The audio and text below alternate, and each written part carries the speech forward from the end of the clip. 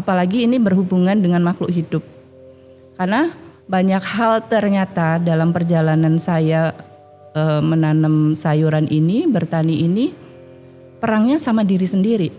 Sebenarnya itu juga salah satu filosofi yang memantapkan saya memilih organik gitu.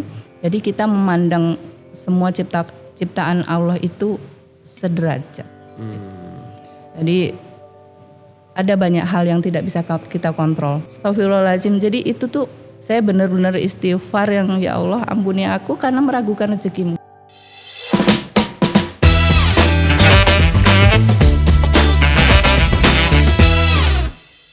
Assalamualaikum warahmatullahi wabarakatuh. Sobat Pecah Telur, kembali lagi bersama Mas Surya di segmen Goyang. Nah, kita kedatangan teman ngobrol yang tidak terlalu jauh sebenarnya secara rumahnya, yaitu cukup di Blitar saja, yaitu Ibu Wulan. Dari tanaman organik dan juga kafe organik Honocoroko ya Bu ya? Iya betul. Oke. Ibu Wulan ini backgroundnya apa ya Bu ya, kok kemudian ke organik itu gimana itu Bu? Sebenarnya kalau dari pendidikan kurang nyambung. Karena saya dulu kuliah jurusannya accounting. Accounting. Tapi, ya. Jadi dengan berjalannya waktu saya ada ketertarikan untuk memulai usaha itu yang bisa saya lakukan di rumah itu di bidang sayuran organik. Gitu. Jadi itu hasil dari dari jalan-jalan kemana-mana, saya melihat banyak produk yang di situ tertulis misalnya sayuran organik, beras organik dan sebagainya. Nah, itu sebenarnya yang awalnya menginspirasi saya bahwa sekarang lifestyle-nya orang itu sudah lebih ke organik seperti itu. Jadi itu dasarnya. Akhirnya kalau kegiatan utamanya organik. apa Bu? Sebelum melakukan organik itu berarti kan sudah sudah 2014 ya Bu ya? 2015 saya 2015 berarti kan ya. sudah usia kisaran berapa? 30. Ya masih imut-imut lah. Sekarang juga masih muda. Maksudnya kan sudah ada kegiatan utama pastinya ya? Sebelum saya akhirnya menetap di kebun bertani organik itu banyak kegiatan yang mengharuskan saya kesana kemari. Jadi tulan sih. Nomaden begitu ya Bu Nomaden, ya? betul. Tinggalnya pun berarti bukan di Blitar ya?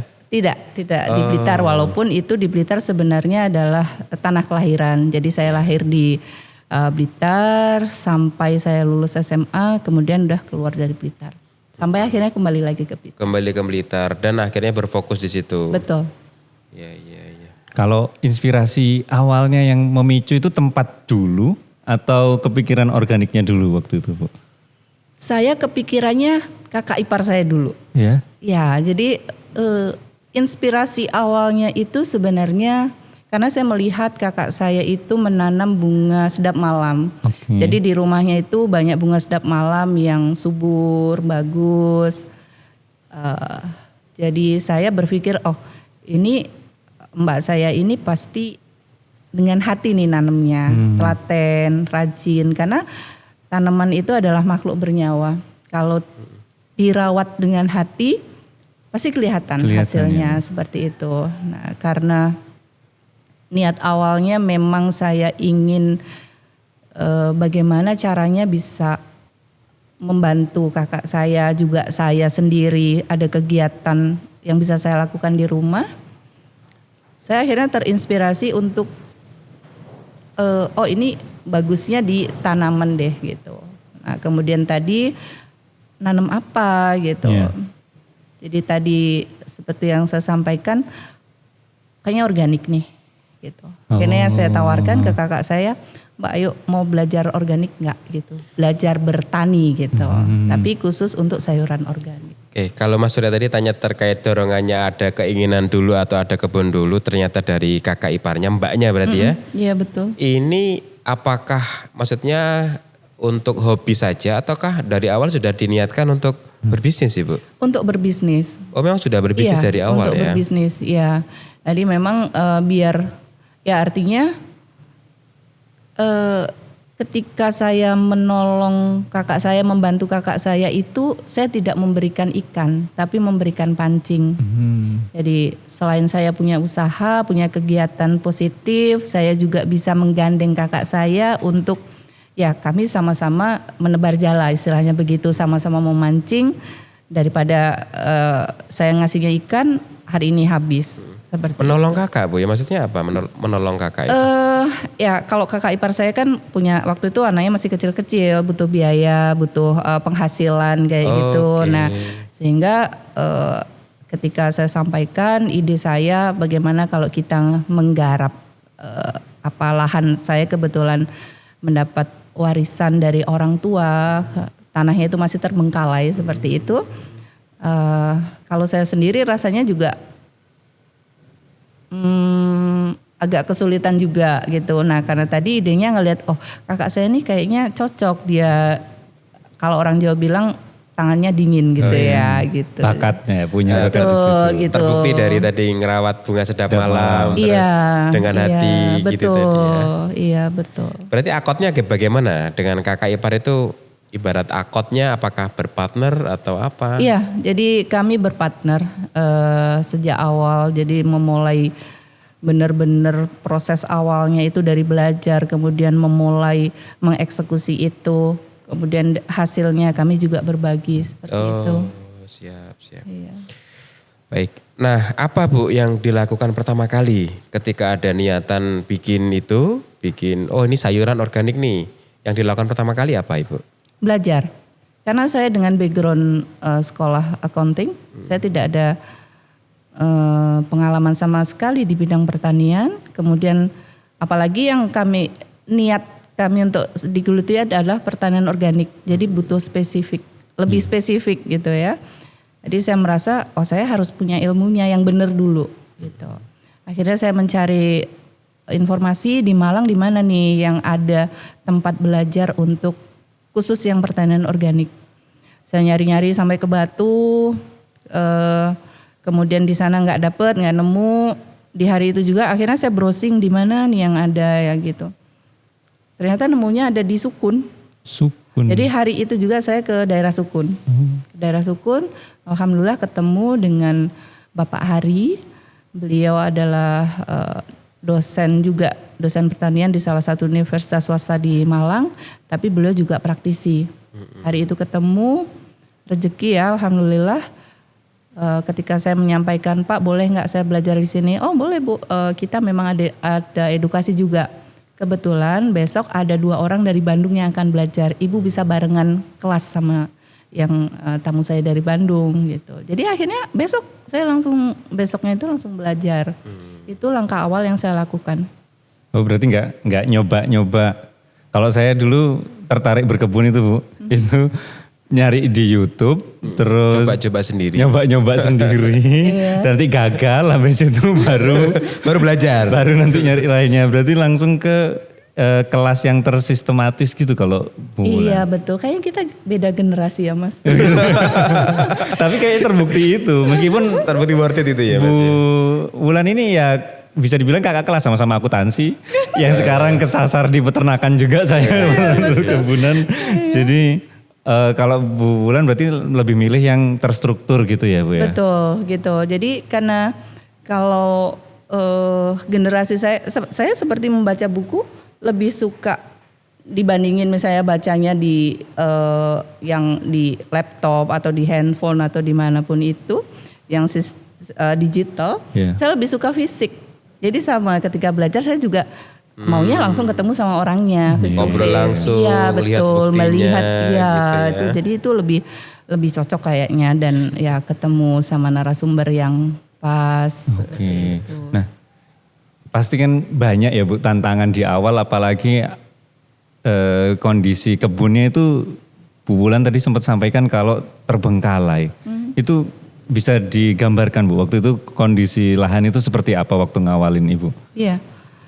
Lahannya sendiri waktu itu memang belum siap sama sekali. Jadi itu dulu waktu orang tua saya masih ada itu untuk kandang ayam. Oke. Setelah ibu meninggal, tidak ada yang meneruskan usaha itu. Sehingga jadi kebun itu benar-benar terbengkalai dengan kondisi banyak tanaman rungsep banget gitu ya. Jadi kami nyebutnya itu tempat buangan anak jin gitu. Karena untuk Separah itu berarti kan. betul, untuk ke belakang pun udah kita Males takut gitu gitu. ya. Iya, takut ada ular dan sebagainya kayak gitu. Nah, ketika saya pulang dari Malang kondisinya masih seperti itu. Tapi kami bertekad, saya meyakini bahwa kalau kita hanya belajar tanpa dieksekusi, ya besok-besok tuh udah males kayak gitu. Jadi begitu pulang dari Malang, udah dengan kondisi seadanya, saya panggil tukang untuk paling tidak membabati tanamannya dulu untuk kayak buka lahan lagi kayak gitu. Nah, tapi itu kondisinya adalah bekas kandang itu banyak pondasi-pondasi batu-batu kayak gitu. Ya, udah kami sekedar taruh aja di bekas-bekas pondasi kayak gitu. Tapi memang benar-benar langsung kami mulai. Gitu, begitu pulang dari Malang langsung kami mulai. Itu yang pada akhirnya menjaga konsistensi semangat dan niatnya itu tadi. Itu belajar di Malang berapa hari berarti Bu? Saya belajar di Malang 3 hari. Oh, nginep di sana full begitu ya 3 hari di sana. Iya, gitu. Terus yang membuat Ibu langsung mantep nih, oke nih, semakin mantap organik. Itu apa Bu? Ya memang dari awal kan memang sudah diniatkan Udah saya mau mantep ya. belajar kebun bagaimana bertani sayuran organik gitu. Karena kan saya maunya itu jadi komoditas yang bisa saya jual. Kayak gitu. Jadi begitu pulang dari Malang ya udah langsung belajar nanam sendiri. Melihat progresnya, oh bisa nih kayak gitu. Berlanjut alhamdulillah sampai Nah sekarang. yang waktu di awal buka, setelah pulang dari Malang kan langsung praktek. Itu yang ditanam apa dulu dan secara kuantitas berapa banyak waktu itu Bu? Saya fokusnya belajar di sayuran leaf, daun. Jadi seperti bayam, kangkung, sawi, daging, atau pokcoy ya orang bilang sama caisim. Jadi masih terbatas di 4 sayuran ini. Tidak banyak.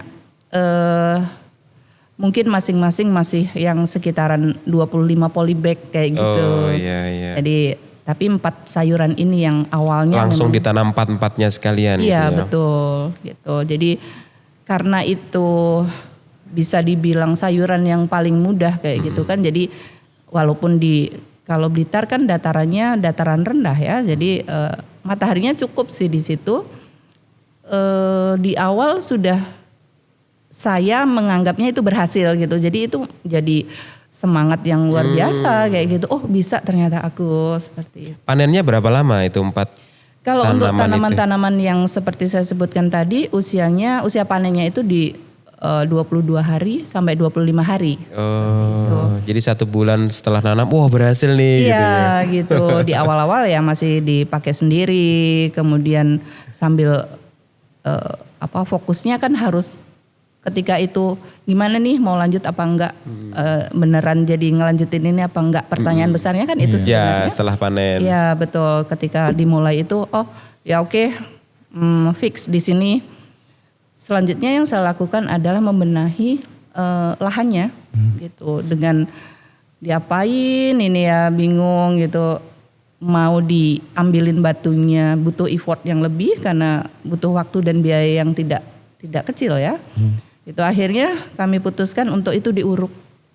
Nah itu yang membuat akhirnya perkebunan saya itu jadi urban farming, harus pakai polybag kayak gitu karena tidak memungkinkan untuk nyangkuli di lahan yang tanahnya. Batuan tadi itu karena ya. Bu, Betul ya. gitu. Berarti setelah panen itu fokusnya adalah melebarkan lahan gitu ya Bu ya. Menyiapkan lahan. Kalau yang tadi kan sudah siap sebenarnya, yang awal lah tadi sedikit berarti ya. Iya gitu, karena kan itu masih berupa tempat yang masih kalau hujan itu masih genangan airnya juga di mana-mana, masih yang rungsep banget itu. Jadi akhirnya saya menyiapkan lahannya itu supaya bisa ditanami dengan benar kayak gitu, ngatur bedengan-bedengannya seperti itu. Itu luasan berapa Ibu? Kurang lebih 1.500. 1.500 1.500 itu ru gitu berapa berarti ya? dibagi 14 sih Mas. 100-an. Ya 100-an. Tidak luas untuk dibilang kebun itu lahan yang sangat kecil sebenarnya ya, tapi it's okay lah. Jadi ya format urban farming gitu Bu ya. Iya, Memang betul. beneran urban farming. Betul. Memanfaatkan lahan Lahan yang yang tidak ada. begitu luas, upokoro, apa upokoro itu ya. Upokoro, bahasa Sedemikian rupa gitu kan. Iya, Akhirnya jadi betul. manfaatnya yang luar biasa. Betul. Iya, kalau itu Mas, saya kan udah pernah ke sana itu, tadi Mas Agung sempat nyinggung bahwa di situ ada kafenya. Saya tuh pernah ke sana Mas, memang rasanya itu asri. Sampai pokoknya kalau di sana itu bisa sampai ngantuk-ngantuk lah. Saking enaknya semilirnya, pokoknya menurut saya itu tertata banget nah. Itu apa pakai konsultan Bu waktu bikinnya? Karena Enggak. bisa kayak terkonsep ini di sini, ini di sini. Enggak sih. Jadi konsultannya ya konsultan sendiri. Sendiri gitu.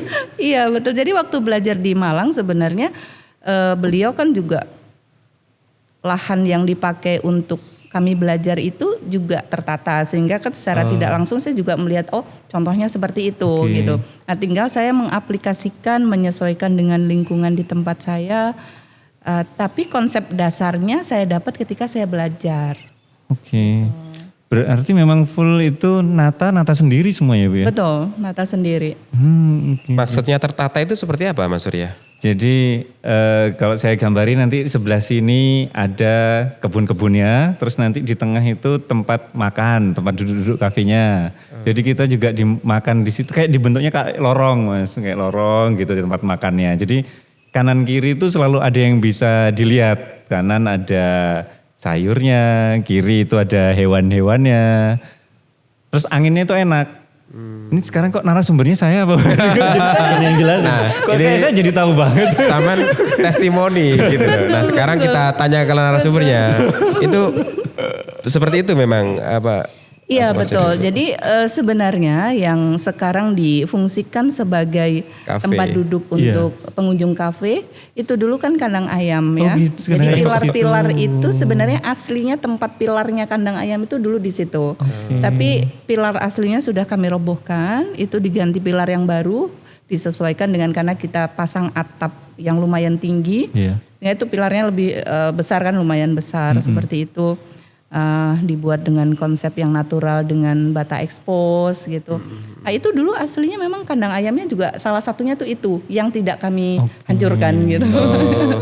Itu. Itu perluasan lahan lagi atau masuk dalam yang tadi Bu? Masuk yang tadi, iya. Dimanfaatkan banget gitu ya? Iya betul. Di awal itu kami pakai untuk nanam misalnya kayak gambas, pare, kan butuh digantung Iya, ya.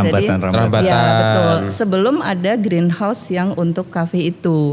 Oh. Gitu. Nah, terus itu dipindah kemana Bu yang akhirnya jadi kafe tanamannya?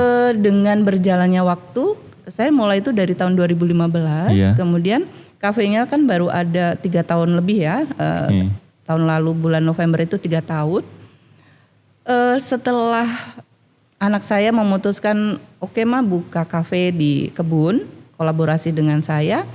Akhirnya tempat itu yang saya pilih untuk dibuat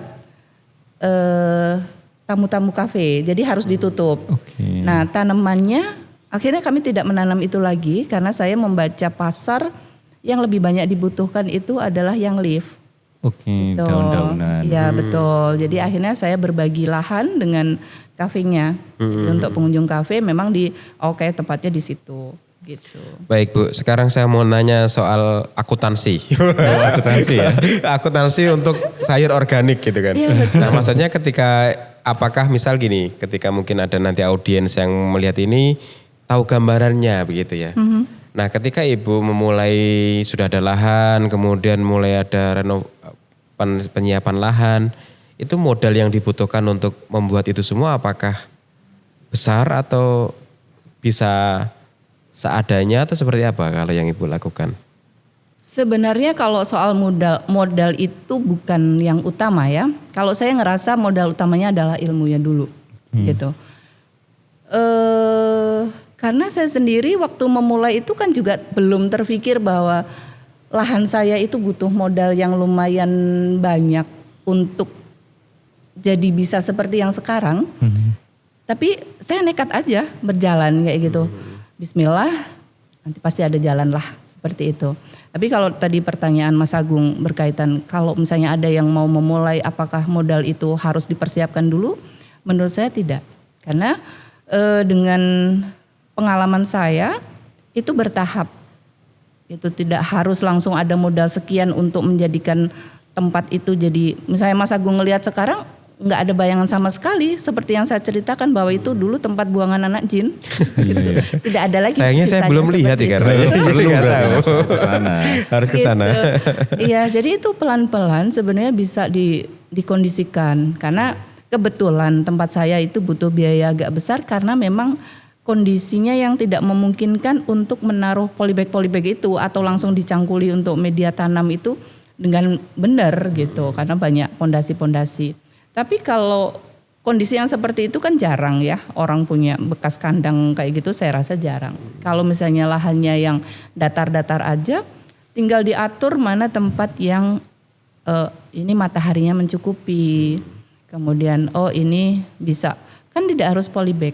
Jadi bisa langsung di tanah yang dicangkuli, dicampuri pupuk kandang dan sebagainya kayak gitu. Itu saya rasa udah bisa dimulai kayak gitu. Kalau harus sebut nominal Ibu, nominal berapa dikatakan ideal selain tanah bisa untuk memulai begitu?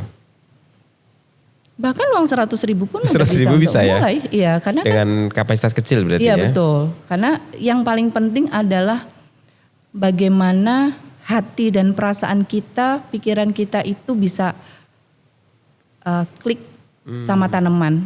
Itu saya rasa paling penting ya. Bagaimana kita menjiwai profesi kita apapun itu, gitu. Apalagi ini berhubungan dengan makhluk hidup. Karena banyak hal ternyata dalam perjalanan saya menanam sayuran ini, bertani ini, perangnya sama diri sendiri, gitu. Jadi terutama adalah ketulusan hati dan keikhlasan untuk merawat tanaman itu. Nah itu menarik sih Bu. Yeah. Yang pertama tadi terkait hitung-hitungan itu malah bisa dibilang tujuan utamanya jangan ke uangnya dulu gitu. Betul, betul sekali. Betul. Bu, jangan uangnya dulu, berarti kita berusaha nyintai. Kalau Bu Wulan waktu itu di awal tujuan utamanya untuk bertani atau berkebun organik ini apa Bu? Dulu tadi seperti yang saya ceritakan sebenarnya di awal adalah bagaimana caranya saya membantu kakak saya untuk punya penghasilan yang untuk biaya sekolah anak-anaknya. Tetapi itu kan saya paham dari awal bahwa itu butuh proses. Tidak ada yang instan di dunia ini. Gitu. Jadi saya sudah siap dengan prosesnya seperti itu. Bahwa di awal saya tidak mungkin. Karena jujur pemikiran saya sendiri bahwa saya agak-agak bodoh atau gila ya gitu. Jadi memulai bertani organik di kampung saya karena kan di sekitarnya itu banyak petani sayuran yang konvensional yang mereka bisa masyarakat sekitar itu bisa mendapatkan dengan harga yang murah. Nah, kalau organik itu kan memang kalau di-compare lumayan cukup signifikan perbedaan harganya gitu. Jadi di awal saya agak-agak bodoh juga sih sebenarnya gitu. Tapi oke lah, nggak apa-apa. Bismillah, nanti pasti ada jalannya gitu. Jadi itu satu keyakinan bahwa walaupun itu agak-agak setengah nggak masuk akal, tapi saya yakin nanti akan ketemu jalannya. Itu berarti bagian dari yang berperang dengan diri sendiri. Betul. Kalau perangnya bisa dijabarkan lebih lanjut Bu, siapa tahu nanti teman-teman sebelum masuk jadi ada gambaran kan. Iya. Kalau waktu itu yang Ibu rasain debat dengan diri sendirinya apa aja itu Bu? Yang pertama pastinya pangsa pasar. Oke. Yang kepikir kita sama-sama orang yang misalnya punya tujuan untuk mendapatkan nilai ekonomi kan, menanam sayuran dijual ada yang ngebeli dengan harga tinggi kita untung. Itu simpelnya kan seperti itu. Iya betul. Tetapi karena dari awal saya menyadari bahwa tidak mudah memasarkan hasil organik ini, dari awal kan saya harus siap mental. Ini belum ada yang akan membeli produk kita, gitu. Jadi itu yang pertama. Yang kedua adalah banyak hal yang kita tidak bisa kontrol. Misalnya OPT. Kami dalam pertanian organik tidak boleh menyebutkan binatang-binatang yang menyerang tanaman kita dengan hama. Karena hama itu konotasinya negatif dan itu merusak. Oh, nggak boleh Bu ya? Bilang hama aja nggak boleh? Organisme pengganggu tanaman. Kita sama-sama Harus organisme. dibagusin namanya ya.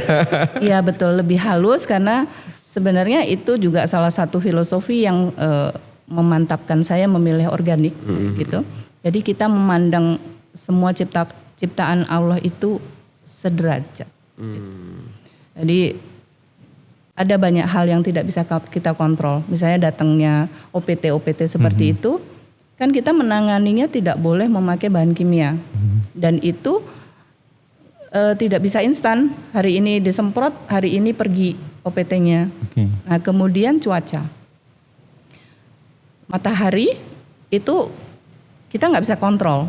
Padahal ada sayuran yang benar-benar membutuhkan matahari full.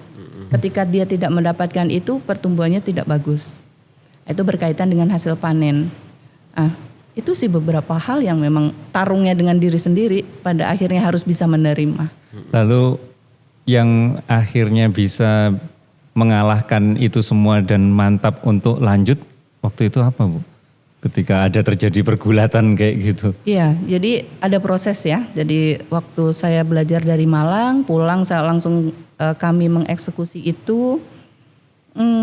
Di perjalanannya ada hal yang saya merasa masih kurang, ada hal yang masih kok ada yang kurang gitu. Saya nggak tahu kurangnya di mana.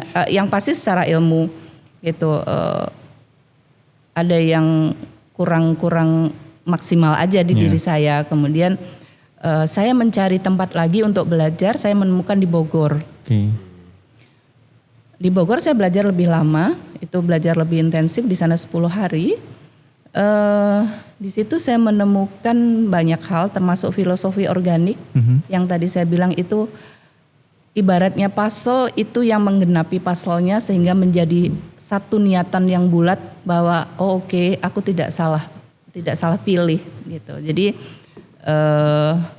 itu ada salah satu filosofinya bahwa di pertanian organik itu kita tidak boleh serakah.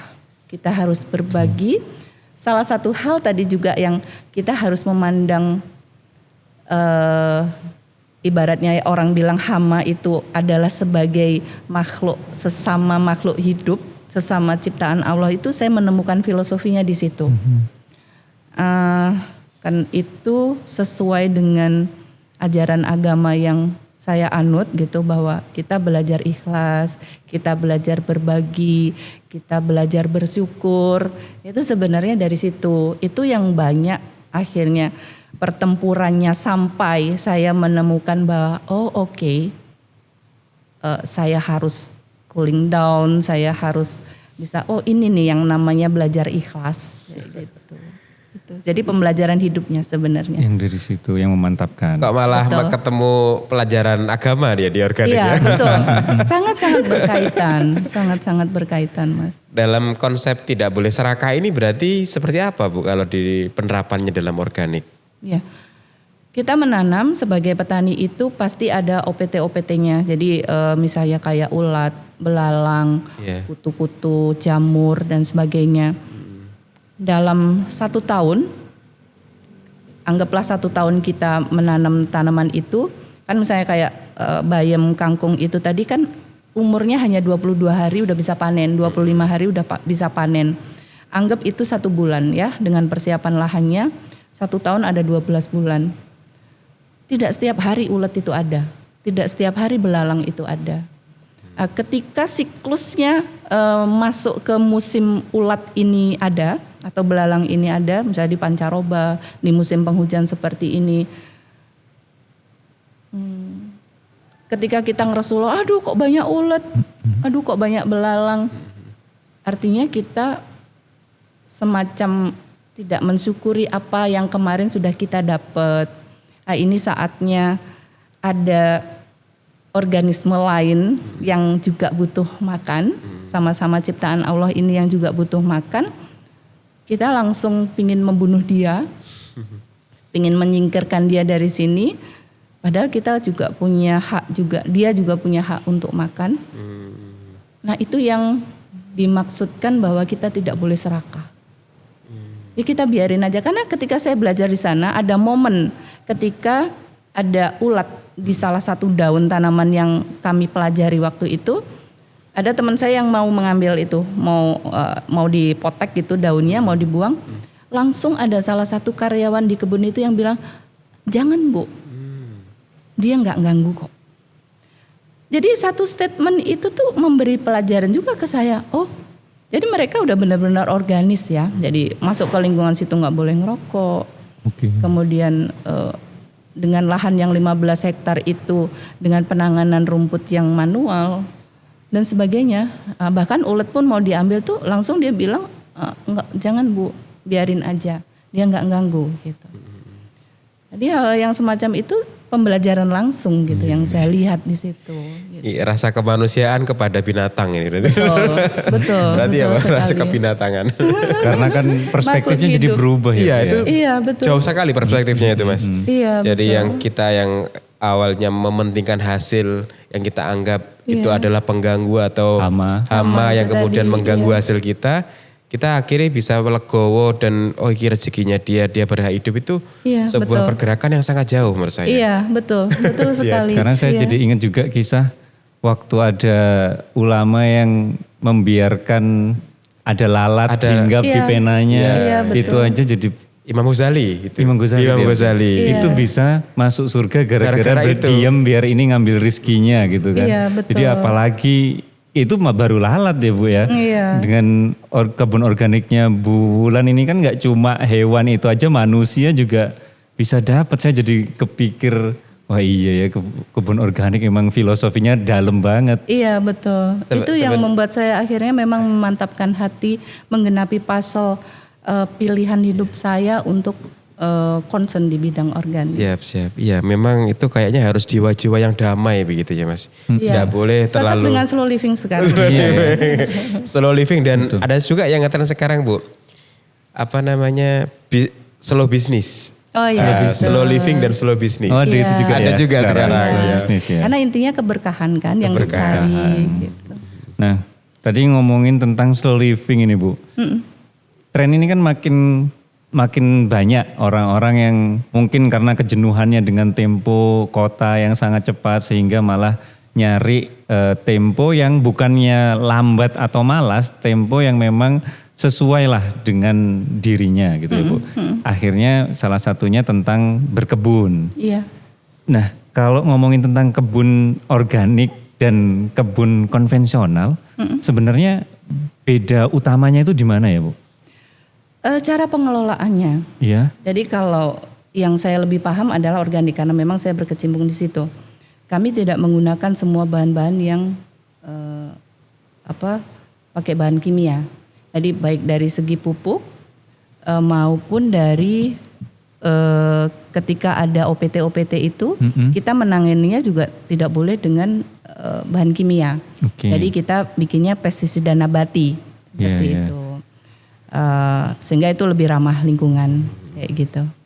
Nah ngomongin tentang OPT tadi itu Bu, tapi ada upaya untuk mitigasinya seperti apa tadi supaya kadang-kadang ada juga yang merusaknya itu bisa masif gitu Bu. Apa ada atau yang kayak gitu ya sudah Dibiarkan. nggak apa-apa atau ada batasan atau upaya untuk memitigasi Ada OPT skala tadi? sebenarnya, Oke. gitu. Ada skala di mana kita baru bisa atau bukan disarankan ya. Kalau saya lebih ke saya ngerasa oh ya saya perlu nih memakai pestisida nabatinya. Itu kalau sudah merusaknya lebih dari 50%. Oh 50, tapi ya banyak juga banyak. sih. Iya, karena skala saya kan memang kecil ya, kebun saya tidak luas dan alhamdulillahnya dari tahun 2015 sampai sekarang ini belum pernah sekalipun dalam sejarah perjalanan saya itu sayuran saya rusak sampai 50%. Belum pernah gitu. Jadi kalaupun misalnya satu bedengan gitu, ya anggaplah saya masih bisa panennya sampai 60%. Jadi saya akhirnya membuat kebijakan untuk diri saya sendiri itu begini. Misalnya satu bedeng, sekarang ini kan lagi banyak-banyaknya ulat kayak gitu. Musim penghujan seperti ini. Kemarin saya ngeliatin, oh udah mulai banyak nih ulatnya. Dan ulat itu ketika malam cepet banget makannya. Oh. Harusnya saya panen 25 hari baru dipanen. Ketika saya melihat seperti itu, 22 hari misalnya, oh nggak apa-apa deh, ini saya panen awal aja, karena itu toh juga tidak terlalu signifikan perbedaannya. Jadi ibaratnya saya awalkan di panennya, kayak gitu. Jadi bukan akhirnya nyemprot mereka kayak gitu, tapi saya panen yang masih bisa saya panen itu lebih awal, seperti itu. Oh gitu ya, tetap ada lah ya. Tapi 50 kalau itu di pertanian industri atau yang konvensional pasti udah terlalu tinggi kan ya Bu ya. Itu sudah bangkrut Mas. Iya, betul. Itu sudah gulung tikar itu. Karena kalau sebenarnya orang paham dengan organik itu tidak membutuhkan biaya yang terlalu besar Mas. Biaya operasional itu yang besar justru di tenaga. Betul. Karena kan misalnya kayak kita bagaimana mengendalikan rumput itu kan benar-benar dicabutin. Bahkan di tempat saya belajar di Bogor itu ulat itu diambilin. Oh gitu. Iya. Diambilin habis itu pengendaliannya diambilin, dipindahin aja. dipindahin ke lahan orang Bu ya. Enggak juga ya. Dipindahin ke lahan orang. Ya mereka cukup punya banyak lahan, ditaruh aja di mana yang mungkin memang, yang tidak gitu ya. Iya, yang jauh dari, karena kan tanamannya varietasnya macam-macam ya. Mereka punya tanaman yang khusus untuk pengalih perhatian memang. Jadi misalnya nih ada cara ya, misalnya kita menanam bayam, Iya. di sekitarnya ditanemin sawi. Bayam. Sawi itulah yang biar OPT-nya makan sawi.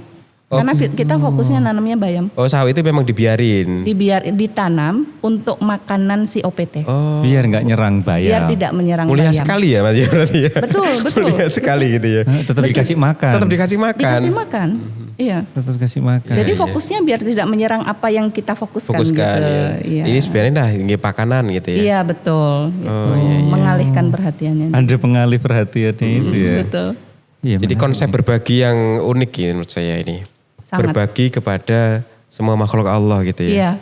Iya, karena cara pandangnya sudah harus digeser kan. Jadi dia bukan hama, bukan perusak tanaman. Karena apapun makhluk hidup yang ada di dunia ini kan Allah menciptakan udah pasti ada alasannya lah. Oke Bu, ini saya tetap ngotot dari segi ekonomi sih. Karena ini podcast yang biasanya dengan bisnis ya. Dan salah satunya memang salah satu tujuan berkebun ini bisa jadi untuk Bisnis itu ya. peluang bisnis juga. Iya, betul. Maksud saya walaupun toh kemudian kita tidak menempatkan bisnis ini di urutan pertama dalam pertimbangan kita atau dalam tujuan kita. Tapi ada aspek ini yang diperhatikan kan Bu. Iya. Tadi juga kakak iparnya juga kebutuhan dalam untuk anak-anaknya yang kebutuhan sekolah dan sebagainya. Ini butuh berapa lama untuk bisa sampai ke level bisa menghasilkan. Terus kemudian kalaupun sekarang bisa menghasilkan itu hasilnya lumayan atau tidak gitu Bu. Iya. Di perjalanan saya dari mulai babat alas istilahnya ya. Memang di 1 tahun pertama itu bisa dibilang kami masih trial and error. Gitu. Karena saya juga proses belajar dan sebagainya, mencari pemasarannya di mana, kemana. Yang pasti di tahun pertama itu saya menganggapnya itu adalah Belajar kelas Ibu ya. belajar saya. Gitu. Jadi saya tidak berharap apapun di situ. Kemudian di perjalanan kami memasarkan dengan cara ke teman-teman, ke saudara-saudara dulu, dari lingkungan yang paling kecil dulu. Nah, setelah itu saya cari pemasaran yang lebih oke, kayak gitu, gimana nih caranya, kemana nih. Saya kepikir ada di Blitar itu ada namanya Warung Saru Segar. Saya mencoba menembus ke sana, ternyata boleh, bisa. Kita dengan sistem konsinyasi kita masuk ke situ. Nah dari situ kita udah intens, udah langsung rutin, kita 2 hari sekali masuk ke sana, ngirim ke sana. Kalau sekarang bahkan udah banyak yang langsung datang ke kebun, karena dari pengunjung-pengunjung kafe itu juga akhirnya tanya kan, ini sayur boleh dibeli? Oh boleh banget gitu, karena kan sebenarnya kita tidak announce ke mereka. Gitu. Emang tujuannya itu gitu. Tujuannya itu boleh Untuk sekali dibeli, gitu. Dan yang paling utama itu adalah sebenarnya kebutuhan kafe sendiri, kebutuhan untuk dapur itu kan kami memang ngambil dari kebun gitu. Nah Jadi, ngomongin kafe itu Bu, berarti iya. itu nggak dari awal ada ya Bu? Karena tadi Iya, ada cerita 3 iya. tahun. 3 Baru tahun 3 belakangan yang berarti ya. lalu. Iya itu kelahirannya, proses kelahiran kafe itu gimana Bu? Dari keinginan Arya, yang Arya itu memang dari SMA kelas 1 sudah belajar kopi. Oh gitu. Ya, jadi dia udah belajar ke kedai-kedai kayak gitu. Jadi dia lebih suka cara belajarnya itu langsung ke praktisinya Iya, gitu. Dia tidak mau yang kursus ke tempat-tempat yang memang benar-benar ada sertifikasi kayak gitu. Kayaknya dia lebih nyaman langsung ke praktisinya. Itu dari kelas 1 SMA dan dia sudah bilang ke saya, "Ma, nanti adik nggak mau kuliah, maunya kerja aja gitu. Tapi di bidang kopi gitu." Nah, karena saya melihat itu adalah hal yang positif, pemikiran yang bagus untuk anak yang baru kelas 1 SMA kayak gitu sudah punya pemikiran bisnis gitu, kayaknya nurun emaknya. Jadi itu ngomong gitu dari kelas 1 Bu ya? Iya, dari Saya kelas kira 1 mau lulus. SMA. Dari kelas 1 udah Dari ngomong kelas gitu. 1 SMA Oke. dia sudah belajar waktu itu dia kelas 1 SMA masih di Bandung. Saya sampai yang nitip kebetulan yang punya kedai ini ada guru di SMA kayak gitu. Jadi saya minta nomornya ke Arya, dikasih, saya telepon ke beliau, "Pak, saya minta tolong titip anak saya, dia itu berminat untuk belajar soal kopi gitu." "Oh iya Bu, nggak apa-apa," gitu. Jadi artinya terbimbing lah gitu di soal itu. Nah kemudian akhirnya setelah dia lulus SMA, ya sebenarnya saya masih berupaya untuk dia mau kuliah kayak gitu. Tetapi dia udah memantapkan hati untuk enggak kuliah gitu. Ya udah kalau mau buka kafe di Blitar karena mama stay di Blitar kayak gitu, di kebun gitu. Awalnya dia belum bisa melihat apa sih ini hubungannya kafe sama kebun gitu. Ya, tapi dia mau. Nah, setelah buka itu, kemudian dari pengunjung bilang bahwa oh enak ya ngelihat yang ijo-ijo kayak gitu. Kemudian makanannya juga kan sayurnya itu ketika tamu datang melihat kami panen baru ngambil sayurnya dari situ. Oh ini sayurannya ngambil dari sini, iya gitu ngambil dari sini dan ini organik gitu kan. Jadi sekalian saya juga bisa kampanye gitu kan bahwa ini makanan-makanan organik. Mereka seneng gitu. Jadi ada nilai tambah ya, ada nilai lebih gitu kafe itu. Dari situ akhirnya baru Arya bisa ngelihat, oh ini yang dimaksudkan mama. Tapi bangunnya kafe juga apakah maksudnya itu butuh mahal juga Bu untuk modelnya bangun kafenya? Enggak, karena dia lebih ke masih manual brew semua kan. Gitu. Jadi konsep alam iya gitu. tidak beli alat-alat mahal-mahal yang sampai puluhan juta atau ratusan juta seperti itu. Jadi ya menu-menunya juga enggak terlalu banyak kayak gitu. Iya. Masih terjangkau lah. Ya saya melihat ini cocok untuk konsep-konsep orang-orang yang ingin pensiun kayaknya Bu. Oh betul sekali. Iya gitu ya. Betul, Jadi banyak betul. juga sekarang orang itu juga pada Mas Surya. Bingung begitu ya. Mungkin sekarang orang yang memiliki penghasilan banyak, dia itu sudah misal nggak berkegiatan, nanti mau ngapain ya? Kan banyak juga ketika saya berkunjung ke narasumber misal melon kah atau alpukat atau apa itu banyak orang-orang itu berbondong-bondong Bu. Ada yang 1 bis, 2 bis, 3 bis, misal dari perusahaan apa, ini untuk persiapan pensiun karyawan-karyawannya. Betul. Atau dia sendiri yang inisiatif untuk pensiun. Ini kayaknya juga jadi opsi kayaknya ya. Iya betul. Organik sayuran ini untuk Iya. jadi pensiun begitu ya. Iya, betul sekali. Jadi itu adalah salah satu pilihan yang bisa diambil gitu ya. Paling tidak untuk pola hidup sendiri. Jadi ketika ada beberapa tamu yang datang dan ingin belajar itu saya sampaikan belajarlah dari hal yang paling kecil dulu. Jadi untuk kebutuhan keluarga aja dulu. Gitu. Bagaimana cara menghitungnya, bagaimana caranya tanaman itu bisa nyambung dengan hati kita. Apakah ini beneran kita akan mampu konsisten dengan cara organik ini, melihat kebermanfaatannya seperti apa. Itu sebenarnya paling benernya itu kalau dimulai dari hal yang paling kecil dulu, untuk kebutuhan keluarga dulu. Gitu. Tadi dikatakan nyambung dengan hati itu gimana ya Bu maksudnya? Balik lagi ke cerita awal saya tadi bahwa pertempuran yang paling berat itu pertempuran dengan diri sendiri, dengan banyak hal yang pada akhirnya saya sadari bahwa kita tidak bisa, aku maunya begini gitu. Jadi banyak hal lain di luar aku dalam tanda kutip itu yang akhirnya mempengaruhi kehidupan kita gitu. Banyak hal yang tidak bisa kita kontrol. Ada salah satu contoh, ini sebenarnya mengharukan untuk diri saya sendiri gitu. Jadi ini pembelajaran yang luar biasa untuk saya. Walaupun perjalanan saya berkebun organik itu sudah cukup lama, tapi tetap ada hal-hal yang di perjalanan itu akhirnya menjadikan tamparan-tamparan tersendiri. Contoh yang belum lama ini terjadi ke saya adalah dalam waktu yang hampir berbarengan, ibunya kakak ipar saya itu sakit. Jadi beliau harus lebih concern ngurusi ibunya, sehingga waktunya untuk di kebun itu jadi sedikit.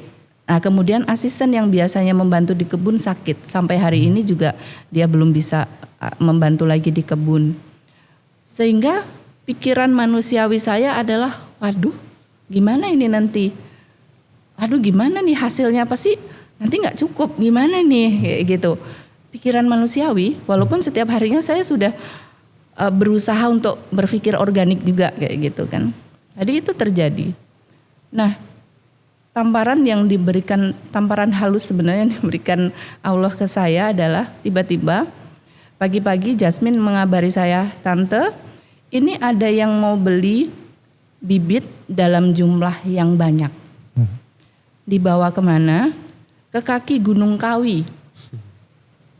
Setelah dihitung jumlahnya, itu adalah jumlah yang kami butuhkan. Padahal saya sudah yakin, setengah yakin dengan tidak ada 2 orang yang membantu saya di kebun, nggak panen nih kebun. Iya. Karena yang seharusnya Senin Kamis bibit ada di pembibitan, ini pasti nanti nggak bisa pas nih waktunya. Ketika harus menanam nggak ada bibitnya, seperti itu. Jadi saya pikiran manusiawinya meragukan rezeki Allah gitu ya. Itu yang kepikir sama saya, ngeresu loh kayak gitu. Jadi waduh ini nanti nggak cukup. Akhirnya sampai ada itu tadi, pagi-pagi saya dikabari Jasmine bahwa ada yang mencari bibit dari Malang. Kenapa orang Malang ini gitu? Jauh-jauh ke Blitar saya gitu. berpikir astagfirullahaladzim. Jadi itu tuh saya benar-benar istighfar yang ya Allah ampuni aku karena meragukan rezekimu. Oke. Itu jadi siapa yang menggerakkan orang dari Malang untuk datang ke Blitar jauh-jauh? Di kaki Gunung Kawi itu banyak banget petani kan. Iya. Gitu. Sebenarnya kan mereka bisa dapat dari sana. Itu hal luar biasa yang sering kali saya dapatkan Mas di perjalanan. Jadi ketika tadi Mas Agung bertanya secara ekonomi cukup enggak? Gimana, menjanjikan enggak bisnis ini? Iya betul. Banyak hal yang tidak masuk akal yang saya dapatkan di situ karena ketika saya berkali-kali meragukan kayak gitu ya, ternyata hitungan manusiawi saya itu tidak cocok dengan hitungan Allah. Ini kayaknya bulan ini dilihat dari mata saya sebagai manusia panennya sedikit, tapi saya nggak tahu kok ternyata hitungannya loh kok banyak ya. Iya. Gitu. Jadi saya masih sering kali takjub dengan hal itu. Jadi pada akhirnya saya berpikir bahwa udahlah saya menjalani aja, bismillah, ikhlas. Rezeki itu memang benar-benar hak prerogatifnya Allah deh. Kita siapa gitu ya. Jadi akhirnya tuh saya sering kali harus menyadarkan diri saya sendiri itu tuh bukan bagianmu gitu untuk yang hal-hal seperti itu. Nah, itu sebenarnya yang membuat saya akhirnya lebih positif, memantapkan hati dan niat untuk berbagi. Bukan hanya dengan OPT-OPT itu tadi, bahkan tadi seperti Mas Surya bilang bahwa ketika datang nyaman kan, Iya, betul. semilir angin. Iya. Itu adalah salah satu sedekah yang sebenarnya saya niatkan untuk sedekah memang. Jadi model bisnis saya dari awal ketika membuat tempat itu, kenapa dibikinnya seperti itu? Memang diniatkan untuk ketika orang datang ke situ seperti pulang ke rumah ibunya, pulang ke kebun neneknya, mendapatkan suasana yang dulu pernah dirasakan dan ketika sudah pergi kemana-mana, pulang lagi ke kampung, mendapatkan itu lagi. Jadi kami tidak hanya menjual makanan atau sayuran, tapi juga experience.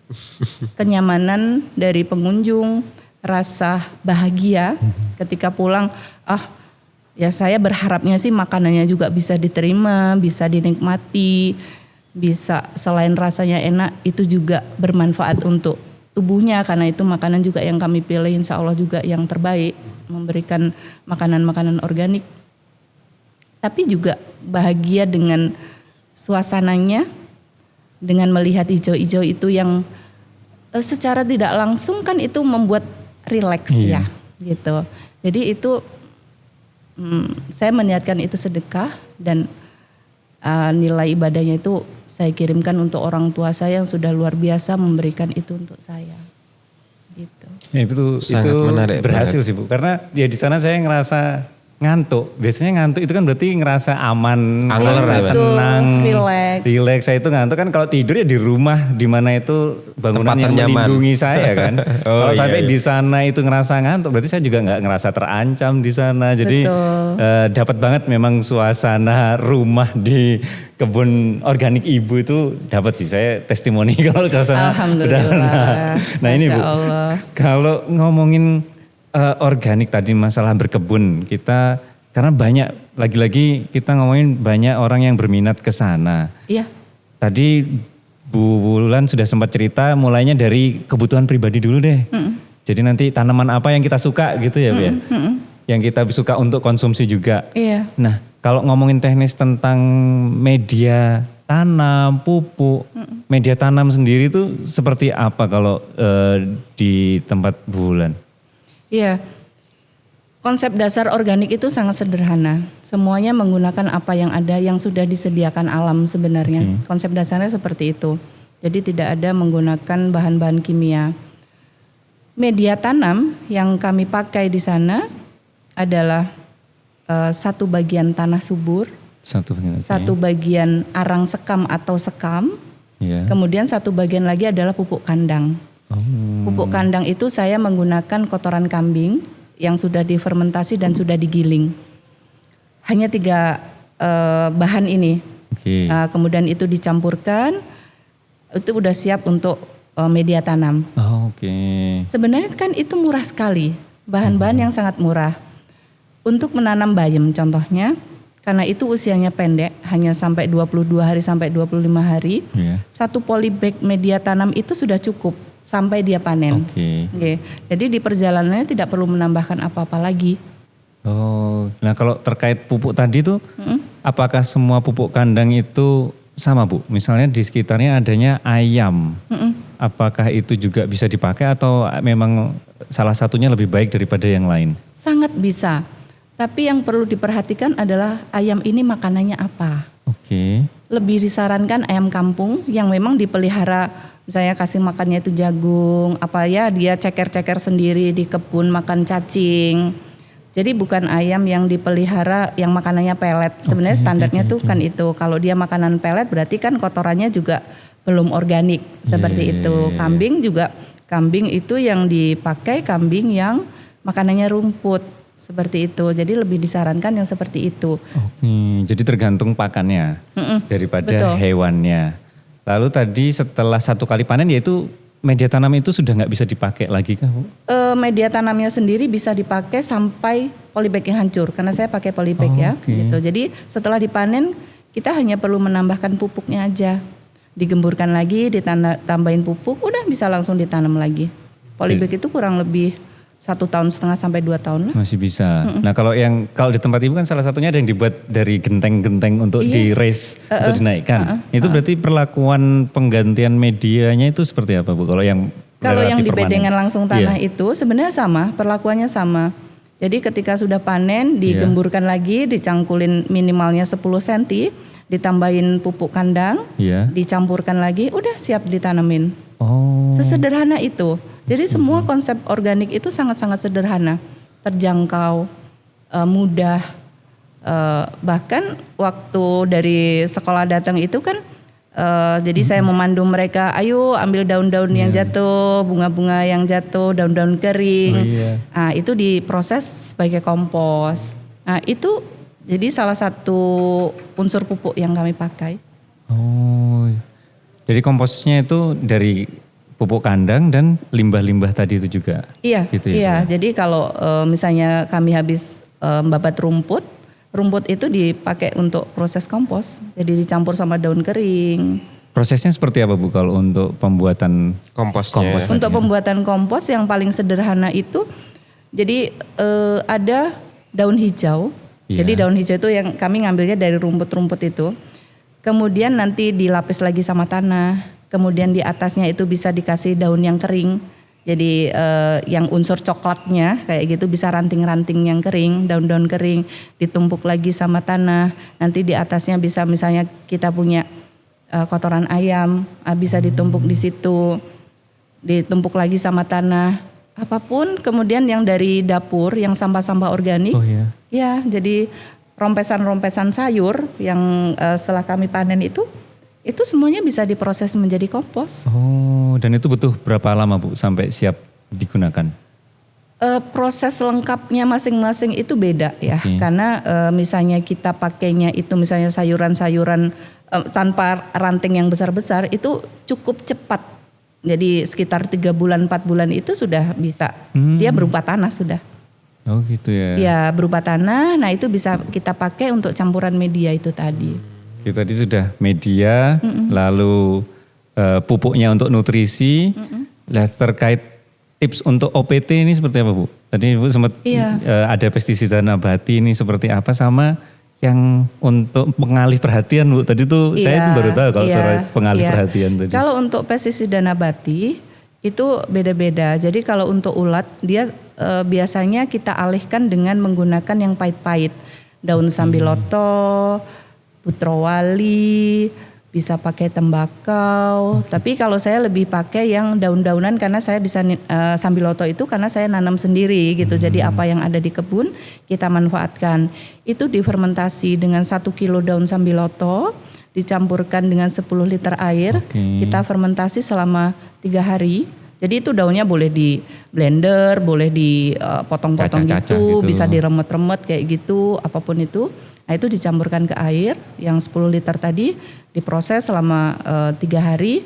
Nah itu bisa diaplikasikan untuk menghalau ulat. Ulat. Iya. Kemudian kalau seperti belalang itu bisa pakai daun mengkudu. Oh mengkudu. Ya. Iya. Gitu. Jadi hal-hal yang semuanya bisa kita cari di sekitar kita gitu. Tersedia juga akhirnya. Iya betul gitu. Yang tadi untuk pengalih Bu, yang pengalih perhatian strateginya itu seperti istilahnya apa? trap crop ya. Trap crop. Trap crop. Makanya kalau Mas Surya ingat di kebun kami itu banyak tanaman bunga-bunga. Oh iya, di pinggir-pinggir. Ada yang kuning, ada yang orange, Iya. macam-macam gitu ya. Itu adalah salah satu upaya kami untuk mengalihkan perhatian dari OPT-OPT itu. Oke.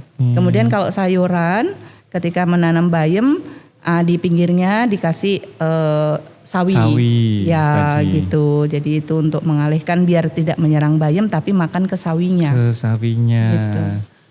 Nah itu berarti di tempat, karena waktu itu Mas Agung saya ke sana itu salah satunya nganter anak juga. Itu di situ memang dibuka untuk umum siapapun yang pengen belajar gitu Bu? Iya.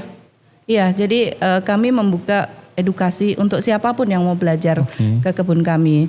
Dari sekolah TK, dari sekolah SD, kemudian dari siapapun.